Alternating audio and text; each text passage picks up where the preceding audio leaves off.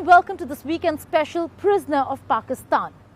The attack on a CRPF convoy that killed 40 men worsened the festering ties between India and Pakistan. And many, many miles away, there's yet another bone of contention that has gained more prominence than ever before. It's the Kulbhushan Jadhav case that's being fought right here at the International Court of Justice at The Hague.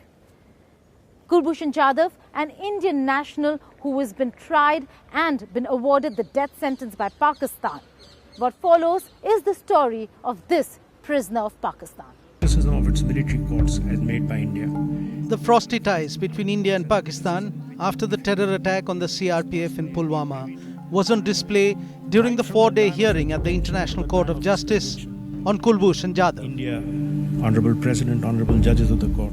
Humpty Dumpty insisted that words meant what he said they meant. Now, we all know what happened to Humpty Dumpty. Humpty Dumpty was sitting on a flimsy wall, and when he fell, that was the end of Humpty Dumpty. And we shall see that the wall that India is sitting on is a flimsy wall of lies, and it will come crashing down when probed. A criticism of one sovereign state of the case made out by the other state must be in language consistent with the dignity of sovereign states and the majesty of this court and the solemnity of the proceedings in this court. Humpty Dumpty has no place in this court. So that such misadventures are not repeated, perhaps this court may, in counsel's word, lay down some red lines. India had filed a claim against Pakistan before the ICJ in May 2017, arguing Islamabad had breached the 1963 Vienna Convention by not allowing diplomatic assistance to Jadhav during his trial. India had won an injunction that stayed Jadhav's execution while the court looked into the case. What the court is asked to consider, for the first time in the court's history, and indeed for the first time in the context of the Vienna Convention on Consular Relations of 1963, is whether India is entitled to claim that Pakistan has breached the Vienna Convention by denying consular access to Commander Kulbhushan Jadhav, a man arrested on the 3rd of March 2016, crossing into Pakistan from Iran with intent to pursue India's deadly campaign of death and destruction. The basis for the application on which India is pursuing the reliefs, which are articulated in its memorial, is an egregious violation of the Vienna Convention on Consular Relations, 1963. On this, the admitted position being that consular access was not granted. If Pakistan's strange defense of exclusion of such cases is not accepted, then it has to be found that Pakistan is an egregious breach of the Vienna Convention. India is at pains to point out that this is a case only about denial of consular access to Commander Kulbhushan Jadhav. Far from it.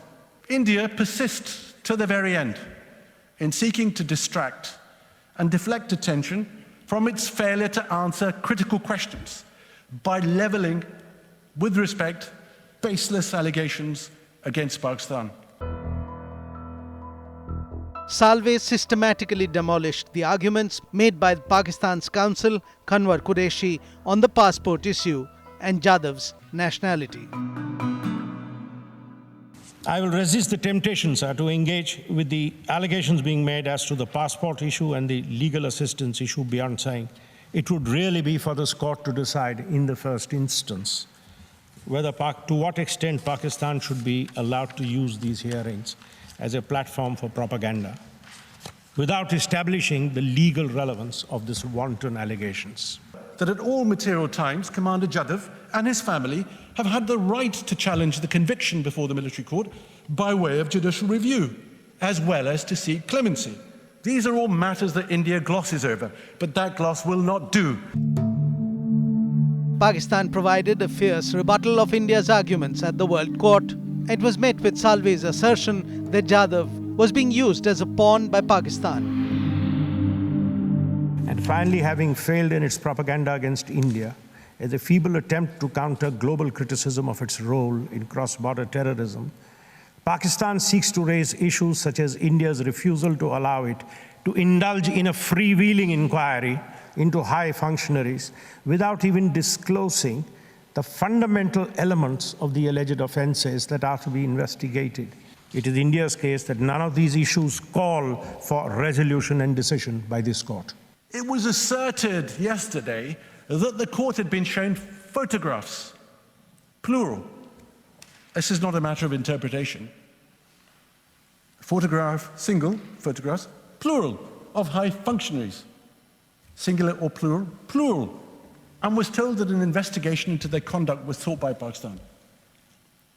Just one photograph was shown of an Indian person, namely Mr. Ajit Doval, India's self-styled super spy. There was no suggestion made that Pakistan had sought an investigation into his conduct. However, what's illuminating is that the speech of February 2014, as reported in 2016, was not denied. The accuracy of that speech was not denied. If Mr. Doval happens to visit London at any point in time, I understand there's a vacancy for the actor to play James Bond, he may well come and tell me exactly whether that was correct or not. That even if he hasn't been made the subject of an investigation, the words that he hasn't disavowed and India hasn't disavowed surely provide the murky context for Commander Jadhav's actions. After India and Pakistan battled it out for 4 days at the ICJ, one member of the Pakistani delegation, caught on India Today's camera, appeared to be hiding from the media glare, quite unlike the rest of the Pakistani crew.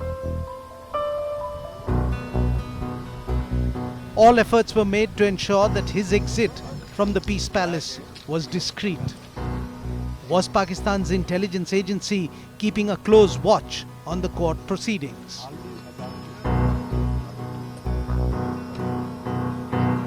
Even as heated arguments were underway in court, in India, Jadhav's family and friends are rallying to ensure justice. Yadav family जो है वो उनका खुद का अपना बहुत बड़ा दुख है और उस दुख में हम और पूरा भारतवर्ष सहभागी है और हम उन्हें ये सांत्वना अपने इस मुहिम के द्वारा देना चाहते हैं, आप लोगों के द्वारा देना चाहते हैं कि आखिर जीत हमारी होगी. Not only family but the Indian community in Netherlands came out in support of Kulbhushan Jadhav outside the International Court of Justice and expressed their hope that he will be free soon. We have trust and faith in the world community and the world justice system, and that is why I think the case has been put forth in the International Court of Justice and truth will definitely prevail. This is not a case of one Mr. Kulbhushan Jadhav. The world is watching how humanity in general there will be a trial to humanity and truth will prevail. We trust that we've got the best of the lawyers, we've got best of the diplomats defending this case, and we are here to show our solidarity on that trust here. And we hope the world can differentiate between a terrorist and an innocent. The arguments from both sides concluded on 21st of February. And no date has been set as yet for a ruling. The ICJ is the UN's highest court and its decisions are binding, though it has no power to enforce them and they have been ignored in rare instances around the world. The Kulbhushan Jadhav case has become an emotive issue in India, with the ICJ hearing having concluded in the backdrop of Pulwama terror attack. It has become a rallying point for Indian patriotism. Let's take a look at how Kulbhushan Jadhav has become an important issue and only the second case that India has taken to the UN Court of Justice. On death row, after being branded a spy, retired Navy officer Kulbhushan Jadhav met his mother and wife after a long wait of 22 months. The 47-year-old was kidnapped during one of his business visits to Iran's Chabad port. He was later handed over to the Taliban, who sold him to the Pak army. On 10th of April 2017, former Indian naval officer Kulbhushan Jadhav was sentenced to death after a secret trial by a Pakistani military court. India always claimed that in March 2016, Jadhav was kidnapped during one of his business visits to Iran's Chabad port. Pakistan claimed that he was arrested from Balochistan and accused him of espionage and working for RAW, the Indian Intelligence Agency Research and Analysis Wing. Pakistan even produced a passport they said belonged to Jadhav, which showed his assumed name as Hussain Mubarak Patel, born in Sangli, Maharashtra. India denied that Jadhav had any links to the government, but said that he was running a business in Chabar after premature retirement from the Navy.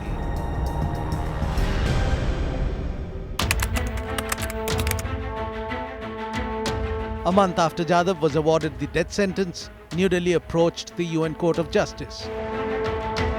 I would just recall to you that we had made 16 requests for consular access, which were denied. That Jadhav was not entitled to consular access. During the hearing in The Hague, India furnished proof that Jadhav was abducted, tortured, and presented as spy after forced confession in military custody. Pakistan, however, maintained that Jadhav was indeed a spy and consular access was not meant for spies. On 18th of November 2017, the UN court stayed Jadhav's execution, pending the final verdict.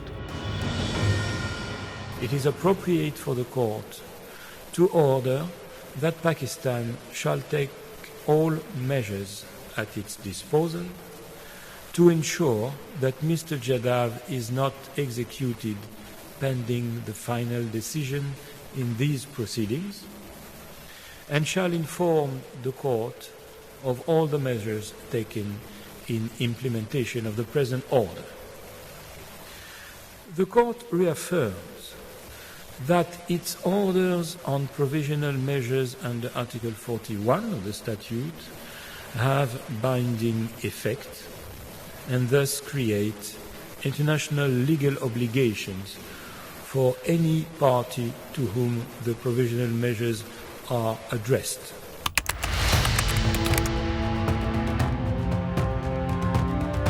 After 4 days of hearing, the legal tussle over Jadhav's fate in the UN court continues, with Pakistan asking for the case to be adjourned and the court refusing the plea.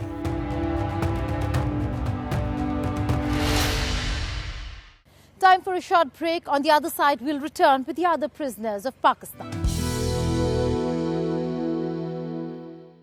I'm here at The Hague and I followed proceedings of the Kulbhushan Jadhav case at the International Court of Justice.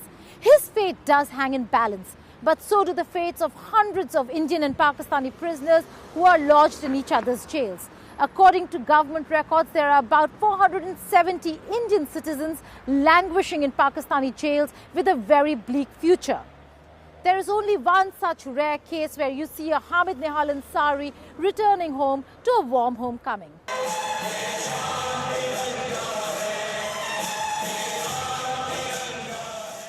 It was sometime late in the afternoon when a crowd gathered around both sides of the Indo-Pak, Wagah-Atari border in Punjab. Hours before the ceremonial beating retreat, a symbol of the tension between the two nations, a heartwarming sight finally of a homecoming.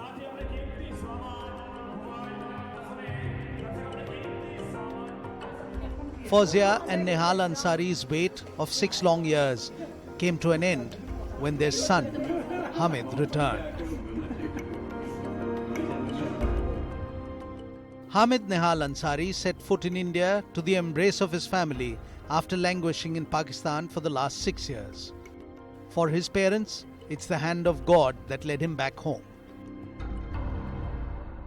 ये तो बहुत खुशी की बात है really हम भगवान का शुक्र अदा करते हैं अल्लाह का कि बहुत बहुत शुक्रगुजार हैं कि हम तो ये महसूस करते हैं कि हमारे प्रयास हमारी कोशिशें हमारी दुआएं बहुत छोटी थीं लेकिन भगवान की कृपा अल्लाह की मेहरबानी बहुत बड़ी है हमारी तकलीफ़ों के आगे अल्लाह बहुत बड़ा है और उसने हम पर तरस खाया और हमें आ रहा है तो हम उसके आभारी हैं और बहुत खुशी महसूस करते हैं शुक्रगुजार हैं ये हम लोगों ने 6 साल तक हम लोगों ने कोई चीज़ सेलिब्रेट नहीं किया ना ईद ना दिवाली ना कुछ definitely like you know it is gonna be a new beginning and मैं जितना भी बोलूं मैं ईद बोलूं से मैं दिवाली बोलूं but like you know that is gonna be less. In November 2012, a 27-year-old Hamid told his family in Mumbai that he had a job offer from Kabul and left home for Afghanistan. It is believed by his family that he entered Kohat in Pakistan's Khyber Pakhtunkhwa from Afghanistan in search of a woman he had befriended online. While staying at a lodge in Kohat, Hamid was detained. 3 years later, he was convicted of espionage and anti-state activities and was sentenced to a 3-year jail term in 2015. After his disappearance in 2012, Fawzia and Nehal did not know of their son's whereabouts till 2014. I was not knowing whether my son is dead or alive. But though I have lost everything but not hope, and I got a call from Pakistan journalist. This journalist told me that share story with me and I will investigate personally, thoroughly. And if I find your son is innocent, I'll help you. She met each and everyone personally, and she was the one who met the person who called my son.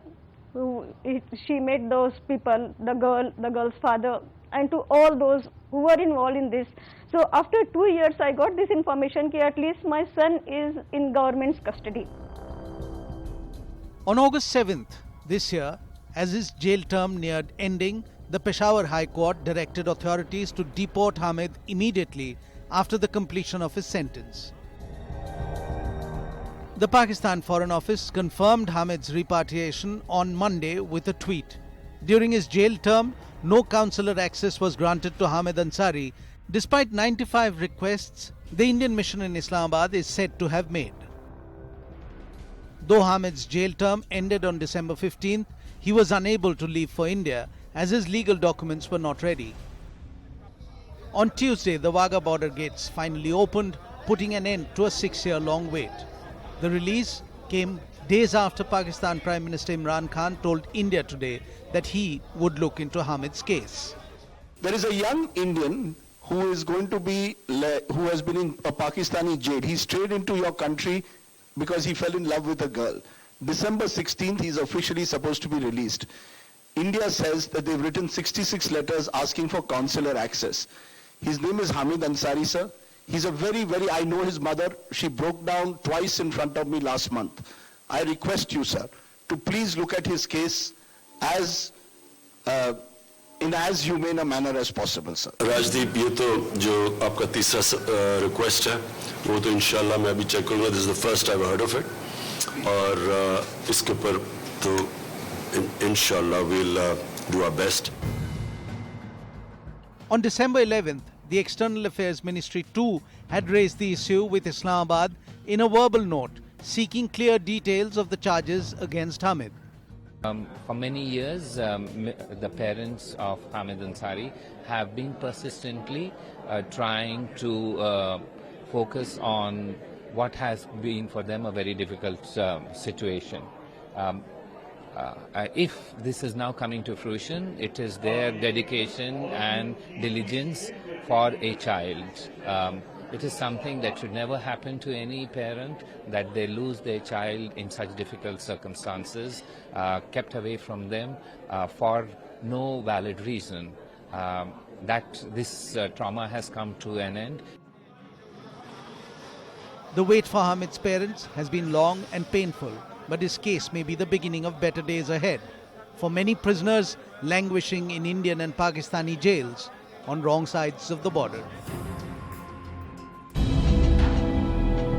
On 28th of August 1990, Sarabjit Singh was arrested after he apparently, inadvertently, crossed the India-Pakistan border outside Punjab's Khalra village. At first, he was identified as Manjeet Singh by the Pakistani authorities.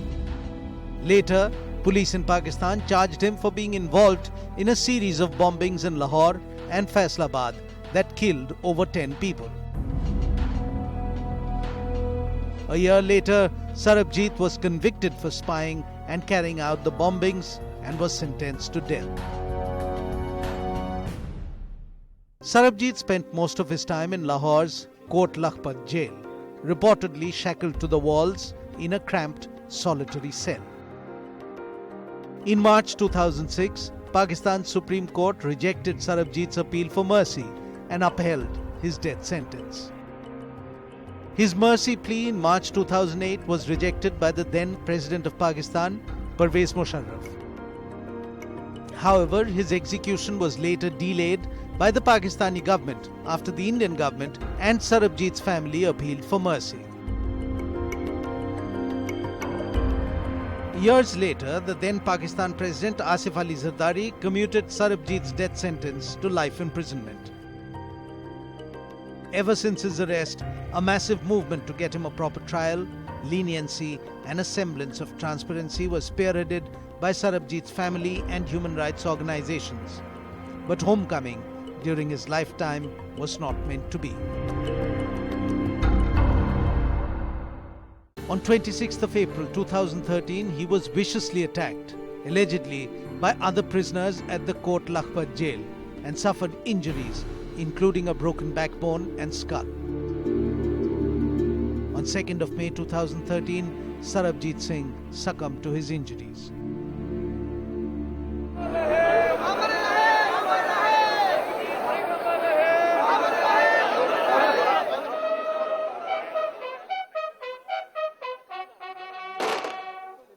Later, when his body was returned to India, an autopsy at the Amritsar Medical College revealed that Sarabjit's vital organs were missing.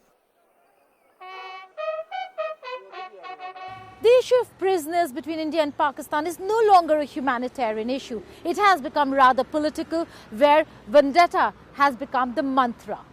India and Pakistan are fighting it out here at the International Court of Justice. They've presented their oral arguments, and now the 16-judge bench is going to look into the case and give its final verdict, which is going to take a while. But in the meanwhile, whenever the ICJ really gives out its verdict, it is going to only strain ties between India and Pakistan further.